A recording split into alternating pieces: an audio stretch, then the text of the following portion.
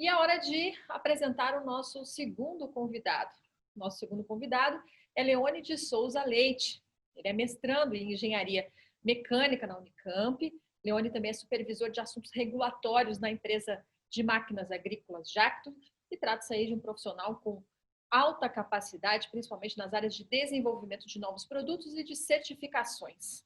Leone é vice-presidente da Câmara Setorial de Máquinas, da ABMAC, e chefe de secretaria do Comitê Brasileiro de Tratores, Máquinas Agrícolas e Florestais, da ABNT, que é a Associação Brasileira de Normas Técnicas. Eu vou chamar, então, o nosso convidado para dar uma boa tarde para ele. Boa tarde, Leone, bem-vindo.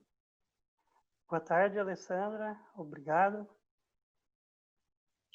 Bom, eu queria começar lhe perguntando como é que evoluiu e como que vem evoluindo no Brasil a segurança de máquinas e implementos de pulverização.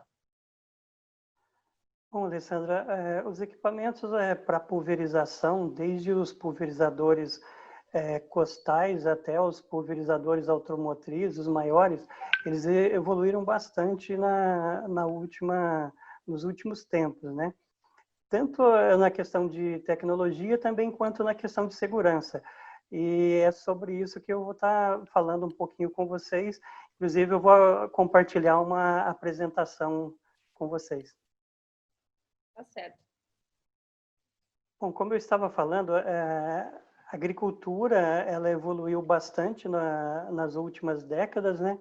Também as ferramentas para serem utilizadas na agricultura, elas evoluíram bastante, inclusive na questão dos pulverizadores. Desde um pulverizador costal, que no passado ele era movido a alavanca, e hoje nós temos pulverizadores no mercado que são movidos a bateria, né, e o agricultor ele consegue estar utilizando esse produto mesmo sem o esforço ali do acionamento manual. Dentre esses produtos também evoluíram bastante as máquinas, os pulverizadores acoplados aos tratores, os de arrastes, os automotrizes, e também chegou com uma evolução para pulverizadores autônomos, que é o último aqui da apresentação da tela. Vou colocar um apontador. E com a evolução dessas máquinas também foi necessário evoluir a questão de segurança delas, né? O ano de 2004 pode ser considerado um marco nessa questão de evolução, porque até a pedido do Ministério do Trabalho, de auditores do Ministério do Trabalho, começaram algumas reuniões entre fabricantes, Ministério do Trabalho, e representantes das associações de fabricantes, que são a BIMAC e a Anfávia. Aconteceram algumas reuniões e começou a falar sobre requisitos de segurança para esses pulverizadores existentes no mercado e aqueles em novos projetos também. Aqui também é necessário destacar que a partir dessas reuniões houve mais interação, mais diálogo entre fabricantes e representantes do governo, principalmente no Ministério do Trabalho. Houve uma abertura maior para se falar em segurança, tanto da parte da necessidade que o Ministério do Trabalho tinha, devido às fiscalizações que eles já faziam no campo e a ocorrência de vários acidentes. Então, a partir daí que começou a se falar mais da questão de segurança em máquinas.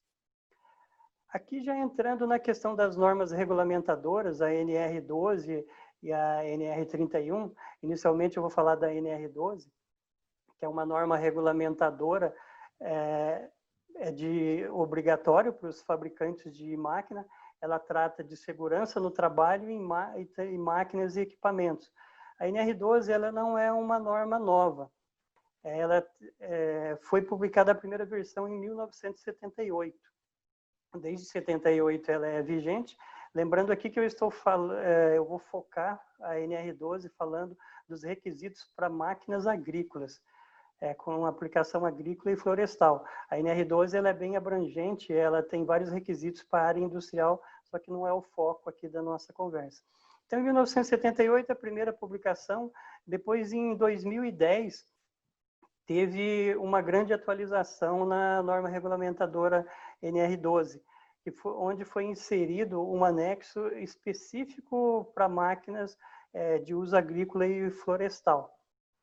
A última atualização dessa norma foi em 2019, mas desde 2010 aconteceram várias outras alterações de requisitos. A NR31 também é uma norma regulamentadora de uso de atendimento obrigatório, porém, ela trata da saúde e segurança do trabalho na agricultura, lá na fazenda, onde é executada a atividade. Em 2005, ela teve foi a primeira publicação da NR12, e onde foi inserido um item que trata da questão dos requisitos de segurança para máquinas e equipamentos. E pulverizadores está dentro desse item.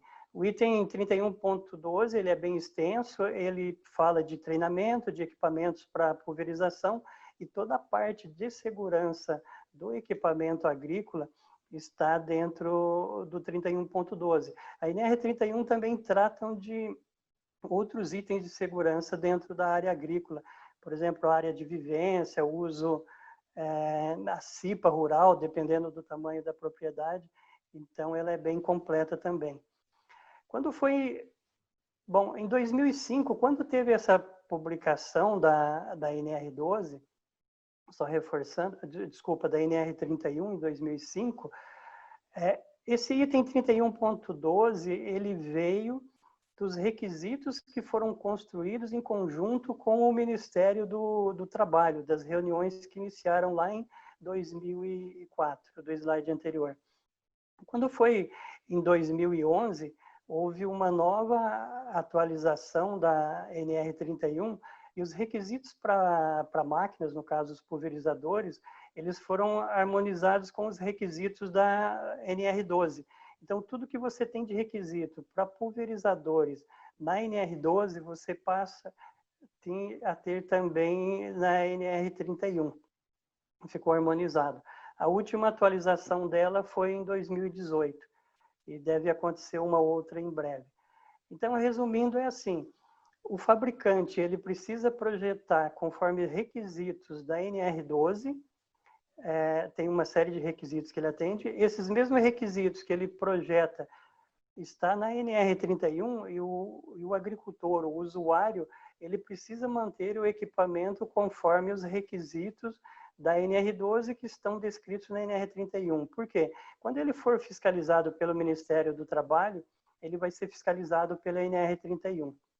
Então, esse daí é o cenário de norma regulamentadora específico para máquinas agrícolas. Tem outras normas regulamentadoras também dentro desse, vamos dizer assim, pacote de normas obrigatórias, mas as que se destacam mais para esse setor é a NR12 e a NR31.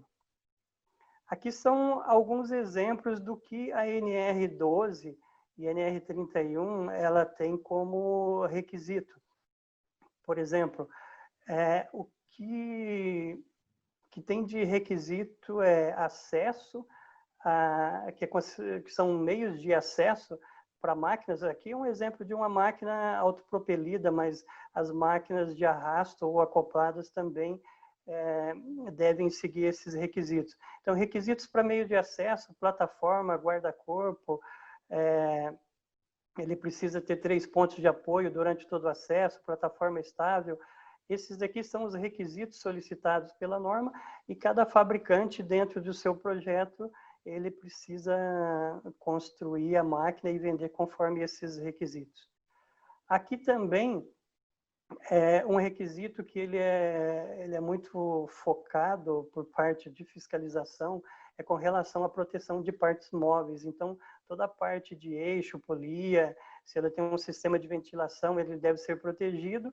E a norma NR12, ela cita uma outra norma ISO, que tem uma tabela aqui das dimensões que você precisa estar seguindo para fazer todas essas proteções, fixação. Também,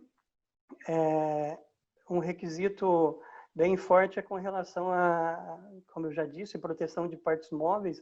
Tem um requisito que fala da proteção do eixo cardan, que ele tem que ter proteção em toda a sua extensão, eixos, polias, acessos aqui, então ela é bem complexo. Tem vários outros requisitos, esses daqui são 2 exemplos que eu coloquei, que são os mais utilizados durante fiscalização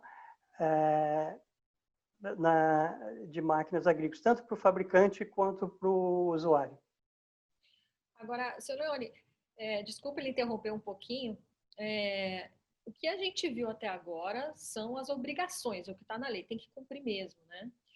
Mas como a gente está falando aí de saúde, né, não só de adequação das empresas, mas de saúde de quem opera, saúde do trabalhador, há empresas que vão além, que adotam regras ainda mais rígidas.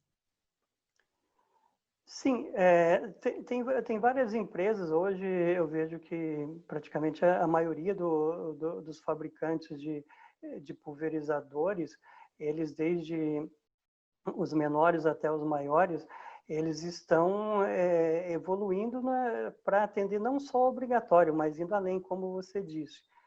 Uma das ações por parte dos fabricantes foi que em 2008 teve início a adoção de normas ISO aqui no Brasil, por parte de uma comissão de estudos que ela foi criada no âmbito da ABMAC, que é a Associação de Fabricantes de Máquinas, porém ela é uma comissão de estudos da ABNT, que ela adota normas ISO. E foi criada uma comissão de estudo específico para pulverizadores, onde tem a participação de fabricantes e também de toda a sociedade, aí, de todas as partes interessadas. Por que a criação dessa comissão de estudo? A partir desse momento, o Brasil ele começou a participar da elaboração e revisão de normas para pulverizadores em âmbito mundial, no âmbito da ISO. Essa comissão ela trabalha as mesmas normas que o SC6, dentro de um comitê geral da ISO, trata de normas para pulverizadores. Então, a partir daí, foi o início, eu diria, dessa evolução na questão de normalização para normas que não são obrigatórias. No próximo slide, aqui eu coloco um pouco, de uma forma bem resumida, que em 2013 também teve uma outra ação por parte de fabricantes, através aí também de associações de fabricantes, como a BIMAC e a Anfávia, que foi criado o Comitê Brasileiro de Tratores, Máquinas Agrícolas e Florestais, que é o BNT-CB 203. Nesse comitê, ele tem 12 comissões de estudo que tratam também normas de diversas áreas aqui para máquinas agrícolas, e tem, como eu já disse, essa comissão mais específica que é a de pulverizadores. Esse comitê que o Brasil, de máquinas agrícolas aqui no Brasil, a gente costuma falar que ele é o espelho do comitê da ISO, porque tudo que é discutido na ISO, o Brasil tem acesso e ele pode opinar. Nós temos representantes lá fora, representantes do Brasil que participam de todas as reuniões. Como descrito aqui, esse comitê dentro da ISO, ele é composto de 64 países e o Brasil, ele é um país P, que ele pode votar e opinar. Porque tem alguns países que eles são apenas observadores. Para destacar um pouco aqui a questão de quantidade de normas que tem nesse âmbito aí de máquinas agrícolas, no âmbito da ISO, tem um total de 377 normas que tratam de máquinas agrícolas e florestais. Desde a parte de segurança também, controle de operação, mas como o nosso foco aqui é pulverizadores, só para pulverizadores tem 48 normas. Aqui são normas de segurança, normas para proteção do meio ambiente e também tecnologia de aplicação. Dessas 48 normas, pelo menos já em torno de 50%, nós já adotamos aqui no Brasil, é o mesmo conteúdo da norma ISO, só que na versão NBR ISO, que é publicado pela BNT, e também aqui dessas 377 normas já adotadas, em torno de 200 normas aqui no Brasil. Então, assim, o Brasil começou a participar, ele participa, tem uma participação bem ativa agora, mas ainda tem várias normas para que a gente adote aqui ainda. Como exemplo de normas ISO aplicadas a pulverizadores, eu trouxe aqui algumas que falam de segurança, a nível geral, segurança para o usuário, que é a ISO 42546, ela foi revisada agora em 2020, em 2019 tem uma versão nova. E também, além da segurança do equipamento para o usuário, tem aqui a segurança com relação ao meio ambiente, que foi uma questão que está sendo bastante trabalhada também dentro da ISO. Então, tem uma série da 16119, que ela tem 4 partes, falando específico da parte de projeto e os requisitos com relação aos cuidados aí com o meio ambiente. Dentro desse conjunto de normas, também tem normas que tratam das questões do manual do operador e dos símbolos de segurança. É muito importante que o usuário ele tenha um manual com todas as informações que ele precise para fazer uma boa operação da máquina, desde uma menor aí de um pulverizador costal até uma automotriz. E também ele tenha acesso ali ao que significa todos os sinais de segurança, os cuidados que ele precisa ter durante o uso da máquina. Então, assim, existe norma para você fazer, elaborar o manual de instrução de operação do pulverizador. Nessa questão do manual, né, a gente sabe que o brasileiro, de modo geral, não tem muito hábito de ler manuais. É muito importante, né, Leone? Pode fazer toda a diferença, né? Sim, o manual do operador, ele faz muita diferença, porque o fabricante do equipamento, ele gasta bastante tempo durante o projeto para elaborar um manual, e ele precisa elaborar um manual que seja de fácil compreensão pelo usuário e de uma forma rápida. Então, assim, é muito importante que o usuário ele leia o manual do operador antes de fazer qualquer operação. Não só pelos cuidados que ele precisa ter com a máquina, mas também pelos cuidados com o meio ambiente, na questão de descarte de resíduos, de embalagens, também na questão a própria coleta de água durante o abastecimento do pulverizador, ele não faça em locais proibidos. Então, assim, tem uma série de cuidados que ele precisa ter durante a operação. E também, não só o manual da máquina e do pulverizador, mas também tem a bula do produto químico que ele vai utilizar. É importante ele estar lendo essa bula, ele está olhando o EPI adequado para que ele vai fazer durante a pulverização. Alguns colegas já falaram aí sobre a questão de treinamento, uso de EPI.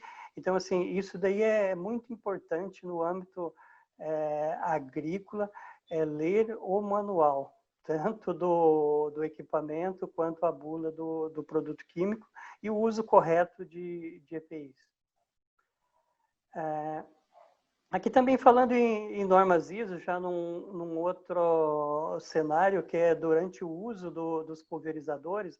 Então, assim, tem algumas normas da ISO, que é da série 16122, que ela trata da inspeção de pulverizadores em uso.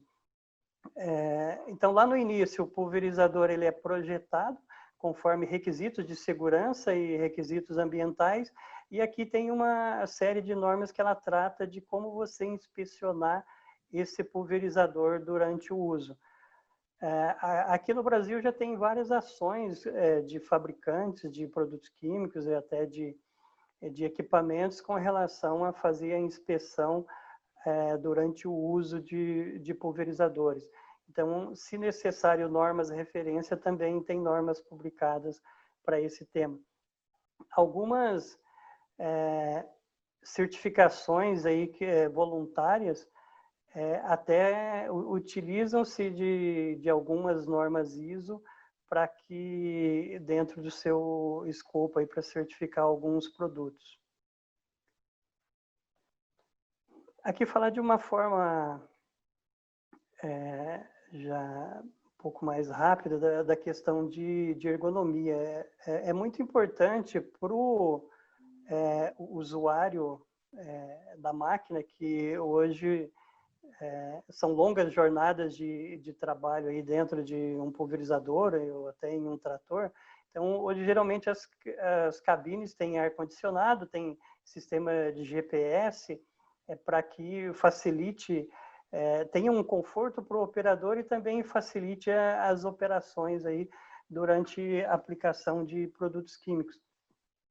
Também, hoje, os fabricantes, eles se utilizam muito de ferramentas aí durante o desenvolvimento de produto, para que você tenha de uma forma bem rápida e fácil essa interação aí entre o homem e máquina, né? Ela seja bem intuitiva. Então, cada vez mais você tem botões e tem tela sensível ao toque, e através de uma função já facilite você estar indo para outras funções. Então, assim, é muito pensado também nessa questão de ergonomia. Dentro do comitê que trata de normas técnicas, também tem normas relacionadas com ergonomia, tanto para a cabine, para outros locais dos pulverizadores. Também aqui, como eu falei lá no início, tem algumas coisas que evoluíram até no pulverizador costal. Hoje tem pulverizador costal que ele é movido a bateria, então não tem o esforço aí, ele é projetado de uma forma mais ergonômica, sem ele fazer muito esforço, e também ele consegue aplicar em doses bem definidas aí pelo usuário, até por questões de redução de impacto, desperdício ao meio ambiente, né? E também, assim, não só os costais, mas as máquinas maiores, já é de conhecimento de todos aí, que elas têm várias ferramentas aí que facilitam e agilizam o uso dos pulverizadores no campo. Aqui também uma questão que é obrigatória para os fabricantes é a questão do lavador de embalagens. O lavador de embalagens ele é obrigatório desde 1989. Então, assim, cada fabricante ele precisa colocar um dispositivo que faça uma primeira lavagem na embalagem antes de fazer a tríplice lavagem, que vai destinar depois, tem uma série de procedimentos para que depois ele leve essa embalagem para o destino adequado dela. Isso daí é lei, é obrigatório. Todo fabricante ele precisa ter um sistema de lavagem, da primeira lavagem do flasco de produto químico. Bom, e aqui, Alessandra, já finalizando, a atuação do consumidor hoje, ela é muito forte, porque o consumidor cada vez mais ele tem acesso a informações, ele ganhou aí uma força através das redes sociais e de outros meios de comunicação. Então, hoje, assim, é muito fácil para ele se comunicar com outro agricultor, para ele se comunicar com o fabricante, e até o fabricante ele quer se comunicar mesmo com o agricultor, até porque as empresas mudaram a forma de fazer esse atendimento aí com ferramentas mais rápidas, né? sistemas aí que facilitem essa interação com o consumidor. Então, assim, o agricultor é muito forte na questão de comunicação, de relacionamento com fabricante e outros usuários. Ele também é bastante seletivo na hora de comprar os produtos aí que sejam na questão de insumos ou até produtos aí para alimentação dele. Então isso daí também ficou bastante, hoje é bastante evidente. E para que a gente sempre tenha aí um consumidor ele bem atendido, tanto o consumidor final quanto o consumidor o que consome máquinas, né, o que compra máquinas, é importante ter uma união de todos aí, desde do fabricante do produto químico, o fabricante de máquinas, o pessoal da área de normalização, o governo, para que principalmente a gente tenha uma melhor condição para o trabalhador lá no campo, que a gente sabe que é um trabalho pesado, que hoje a gente busca minimizar esse esforço, esse trabalho. Também é necessário que tenha aí uma união para qualificar ainda mais esses agricultores e operadores que estão no campo, e também buscar sempre a saúde e segurança das pessoas que trabalham com os pulverizadores, não só aqueles que trabalham, mas aqueles envolvidos na atividade agrícola, e também reduzindo aí o impacto ao meio ambiente. Então, assim, todos unidos a gente vai conseguir melhorar todos esses pontos aí ainda mais. Evoluiu bastante, está evoluindo, mas a gente precisa evoluir. O seu Shunji Nishimura, o fundador da Jacto, ele tem uma frase que é: ninguém cresce sozinho. Então, é necessário a união de todos para que a gente consiga crescer cada vez mais aí em todos os sentidos. É isso que eu tinha para falar para vocês, de uma forma bem resumida, o tempo é curto, mas agradeço o convite para tratar desse tema, que é um tema muito importante, e muito obrigado, e agradeço também a participação de todos aí que estão nos assistindo. Obrigado.